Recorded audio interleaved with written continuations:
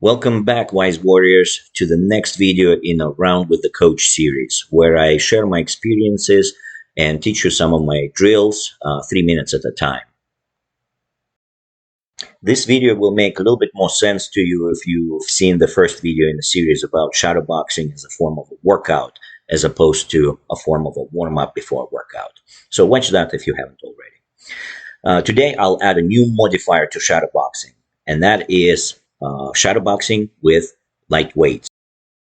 I recommend between 1 to 5 pound weights depending on your fitness level, experience, and size. This drill, by the way, is not for a brand new beginner, maybe advanced beginner, 6+ months of training.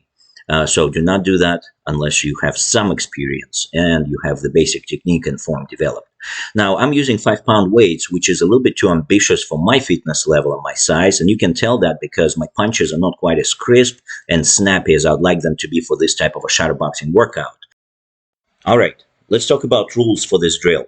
Rule number 1, pick the right amount of weight for your fitness level and your size. I recommend that you start low and build up your weight as you develop your speed, strength, and technique. 1 pound is a good weight to begin, maybe even half a pound for some of the smaller fighters. Now, if you don't have any weights, keep in mind that gloves are an added weight. For example, 16-ounce glove equals 1 pound of weight. Rule number 2, we're going to be throwing only straight punches, jabs and crosses, or ones and twos, nothing else. Eventually, we can throw hooks and uppercuts as well, putting it all together into combination, but that's going to be a different drill. Maybe we'll review it in a future video. So straight punches only. Rule number 3, make sure you have a goal in mind for your shadowboxing rounds.